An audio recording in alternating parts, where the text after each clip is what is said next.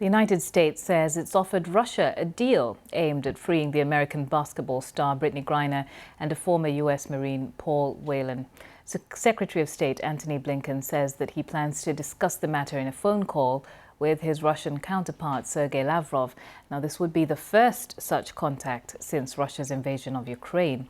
Barbara Plett-Usher tells us more. Hostage diplomacy is intruding on America's basketball courts. Players in the Washington Mystics know Brittney Griner. They've competed against her. They respect her. They're shaken by her arrest. It was really sad and a bit scared because it felt like it could be any of us. You know, I play overseas. The vast majority of WNBA players play overseas. And so seeing her in that type of position, where she's kind of helpless, was really unfortunate.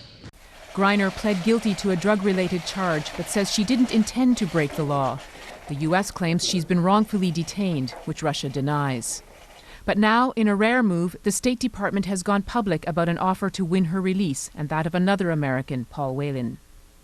We've conveyed this on a number of occasions and directly to Russian officials. And my hope would be that in speaking to Foreign Minister Lavrov, I can advance the efforts to bring them home. He wouldn't give details, but the administration did recently agree to a prisoner swap with the Kremlin for this former U.S. Marine. That increased pressure from the families of other detainees. Earlier, the president's point man for hostages told me their campaign was effective. I think the importance of the families coming up with their narrative to address what they're going through is actually very powerful for them. And I think it's also good in holding, I guess say, in creating situational awareness and at times holding the U.S. government accountable. Brittney Griner's case has helped shine a spotlight on an issue that's usually in the shadows. This mural, recently unveiled, highlights how many Americans are in this fix, how many stories there are. Such as Matthew Heath. He's been held in Venezuela for nearly 2 years. Matthew's been beaten over there so many times that both of his hands have been broken. He tried to take his own life and has been moved to a military hospital.